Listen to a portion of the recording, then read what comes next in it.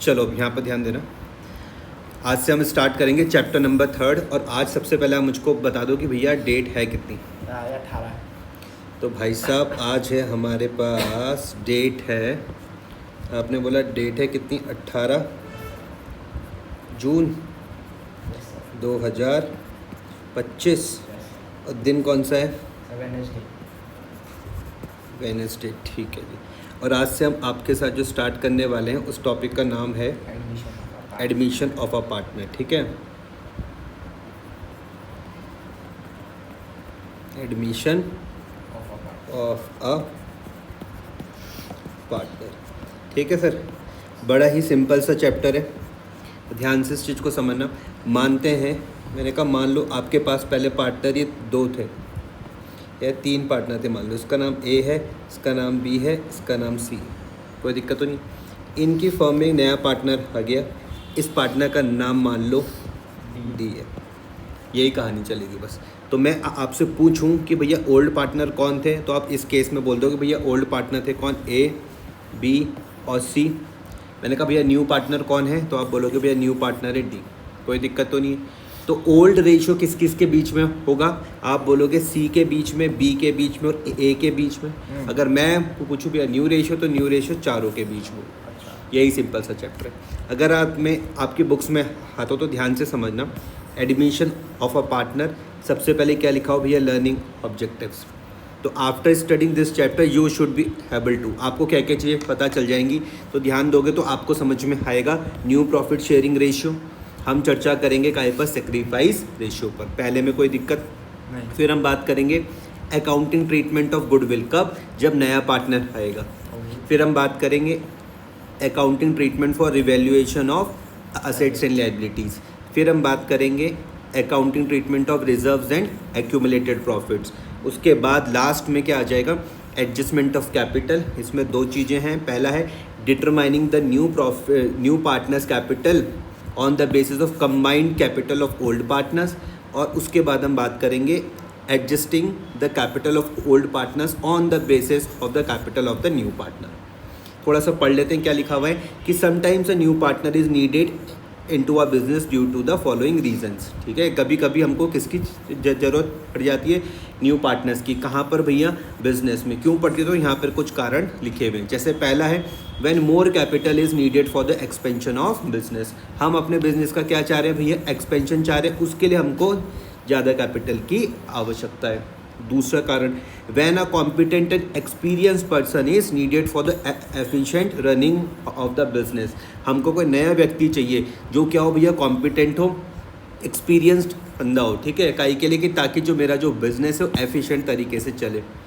कारण और क्या हो सकता है, to increase the goodwill and reputation of the business by taking a reputed and renowned person into the business, हो सकता है to encourage a capable employ by taking into the partnership, employ को क्या बना लिया, पार्टनरशिप बना लिया। तो ये सब कुछ कारण दिए गए। Admission of a partner is one of the mode for the reconstitution of a partnership. अब ध्यान से समझना, इंपॉर्टेंट ये है। इंपॉर्टेंट क्या है भैया, रिकॉन्स्टिट्यूशन ऑफ अ पार्टनरशिप। भाई साहब क्या बताया था इसका मतलब, मैंने रिकॉन्स्टिट्यूशन ऑफ अ पार्टनरशिप का मतलब क्या बताया था, इसका क्या बताया था मैंने पिछले चैप्टर में। रिकॉन्स्टिट्यूशन ऑफ अ पार्टनरशिप का मतलब क्या बताया था, बताओ। रिकॉन्स्टिट्यूशन ऑफ अ पार्टनरशिप का मतलब क्या बताया था, जल्दी बताओ। रिकॉन्स्टिट्यूशन मतलब दोबारा, हाँ बोलो, सही बोल रहे हो। रिकॉन्स्टिट्यूशन ऑफ अ पार्टनरशिप का मतलब क्या बताया था, बताइए। रिकॉन्स्टिट्यूशन स्पेलिंग क्या है,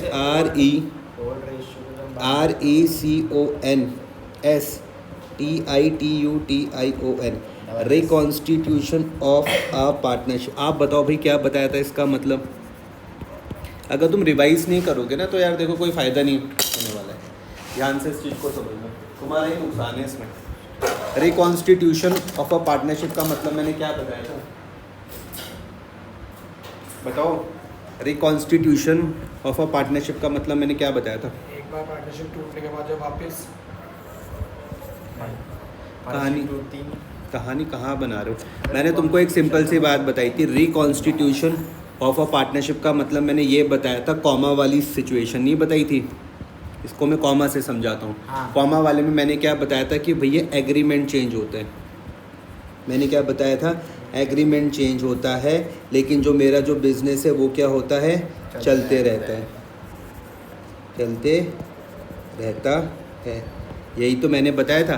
तो रिकॉन्स्टिट्यूशन ऑफ अ पार्टनरशिप में मैंने ये वाली बात बताई, इसको मैंने कॉमा से आपको याद करवाया था।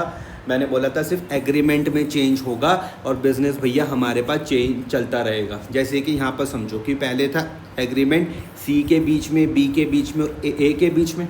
अब जब नया वाला पार्टनर आया तो अब एग्रीमेंट चेंज हो जाएगा, अब इन चारों के बीच में बन जाएगा एग्रीमेंट। समझ में आ रही बात या नहीं आ रही है? तो इसी को क्या बोलते हैं, रिकॉन्स्टिट्यूशन ऑफ अ पार्टनरशिप बोलते हैं। एग्रीमेंट चेंज हो जाएगा लेकिन बिजनेस मेरे पास चलता रहेगा। तो देखो किताब में क्या लिखते हैं, admission of a partner is one of the modes of reconstitution of a partnership under which existing agreement comes to an end. Existing agreement comes to end मतलब जो एग्रीमेंट पार्टनर्स के बीच में होगा, कौन से पार्टनर्स के बीच के बारे में बात हो रही है, सी, बी और ए के बारे में, वो क्या हो जाएगा, ख़त्म हो जाएगा। और क्या होगा उसके बाद, a new one comes into existence, नया एग्रीमेंट आपके पास बन जाएगा। आया समझ में ये या नहीं आया? अब यहाँ पर क्या लिखा हुआ, देखो यहाँ पर लिखा हुआ वन ऑफ द मोड्स। अब तुम मुझे बताओ कि और कौन कौन से मोड्स हैं जहाँ पर रिकॉन्स्टिट्यूशन ऑफ अ पार्टनरशिप हो सकता है। जैसे तुमने मुझे बताया कि भाई एक तो जो हम चैप्टर पढ़ रहे, इस चैप्टर का नाम क्या है, एडमिशन। एक जो हम पढ़कर आए उसका क्या नाम था, चेंज इन PSR। आई बात समझ में? इसके बाद हम जो पढ़ेंगे वो क्या हम पढ़ेंगे, रिटायरमेंट, फिर हम पढ़ेंगे डेथ। हमारे सिलेबस में तो भैया यही है, हमारे सिलेबस में यही है ना। हमें सिर्फ अपने सिलेबस से मतलब है, एडमिशन हो गया, चेंज इन PSR हो गया, रिटायरमेंट, डेथ हो गया। तो भैया इन सब में क्या होता है, रिकॉन्स्टिट्यूशन ऑफ अ पार्टनरशिप होता है। पुराना वाला एग्रीमेंट ख़त्म हो जाएगा और नया वाला एग्रीमेंट फिर से बनेगा और बिजनेस हमारे पास चलता रहेगा। आगे बढ़ता हूँ। अब वो बोलते हैं हमारे पास यहाँ पे क्या लिख रहे हैं, a new partnership deed is prepared at the time of admission of a new partner. जब कोई नया वाला पार्टनर मेरी फर्म पर आएगा तो भैया न्यू पार्टनरशिप डीड बनेगी। आई बात समझ में? अगर आपको ध्यान हो तो मैंने बताया था पार्टनरशिप डीड क्या होती है, बोलो क्या होती है पार्टनरशिप डीड, रिटर्न एग्रीमेंट होती है। ठीक है, as the old partnership deed comes to an end. ध्यान से मेरी बात को समझना, पुरानी वाली पार्टनरशिप तो एंड हो जाएगी और नई वाली पार्टनरशिप डीड बनेगी। According to section 31(1) of the Indian partnership act, a new partner can be admitted only with the consent of all the existing partner. बड़ी ही अच्छी लाइन है ये वाली। सेक्शन 31(1) क्या बोलता है पार्टनरशिप एक्ट का, वो बोलता है कि भैया नया वाला पार्टनर एडमिट तभी होगा जब सबकी रजामंदी होगी। सारे के सारे पार्टनर्स की क्या होगी, रजामंदी होगी। सारे के सारे पार्टनर्स की क्या होगी भैया, कंसेंट होगी। यहाँ तक कोई दिक्कत तो नहीं है। आगे हम बात करेंगे rights of a new partner की, कि भैया नए वाले पार्टनर्स के क्या क्या राइट है। तो उसको 2 राइट मिल रहे। पहला वाला right to share future profit of the firm. पहला कि अब जो भैया फर्म जितना भी मुनाफा कमाएगी, उसके आने के बाद फर्म जितना भी मुनाफा कमाएगी उसमें उसका भी हिस्सा होने वाला है। और दूसरा right to share in the assets of the firm, और जिस फर्म की संपत्ति है उसमें भी उसका अधिकार होगा। किसका, नए पार्टनर का। तो ये बोल रहे हैं right of a new partner में क्या बोल रहे हैं कि भैया नए वाले पार्टनर के पास 2 राइट है। वो 2 राइट कौन कौन से हैं, पहला कि भैया वो फ्यूचर का प्रॉफिट फर्म का शेयर, जो फर्म का फ्यूचर का प्रॉफिट होगा उसको शेयर करेगा, और दूसरा उसका भैया असेट्स में भी हिस्सा होने वाला है। At the same time, he becomes liable for any liabilities incurred by the firm after his admission. अगर वो assets में हिस्सा लेगा, अगर वो assets में हिस्सा उसका होएगा, अगर वो फ्यूचर का प्रॉफिट बांटेगा तो भैया वो liabilities के लिए भी क्या होने वाला है, लाइबल। कौन सी liabilities, क्या पुरानी नहीं, उसके एडमिशन के बाद वाली। समझ में आया? At the time of admission, the new partner brings his share of goodwill and capital. क्या बोल रहे, इमेजिन करके देखो, इमेजिन करके देखो ये वाली बात कि जब नया वाला पार्टनर हमारी फर्म पे आएगा, मान लेते हैं हमने कहा कि हम तीनों ओल्ड पार्टनर है, हम तीनों कौन है, ओल्ड पार्टनर है। तो नया वाला पार्टनर जब आएगा तो 2 चीज़ें लेकर आता है। एक तो क्या लाता है, शेयर ऑफ गुडविल, याद रखना।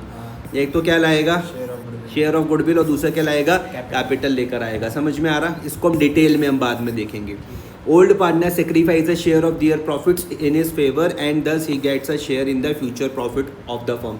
थोड़ा सोच के देखो, मैं तुमको बोलता हूँ भाई सोचने के लिए। मैंने कहा मान लो हम तीनों पार्टनर हैं, हम तीनों पार्टनर हैं, ठीक है। मैंने कहा मान लो हम तीनों पार्टनर हैं और हम ये कुछ प्रॉफिट कमाते हैं, हम ये कुछ प्रॉफिट कमाते हैं, इसको हम आपस में बांट रहे हैं, मान लो इक्वल बांट रहे हैं। ये कुछ एक पार्टनर बांट रहा है, मान लो ये कोई दूसरा वाला पार्टनर बांट रहा है, और ये हमारे पास तीसरा वाला पार्टनर बांट रहा है, मान लो इक्वल है।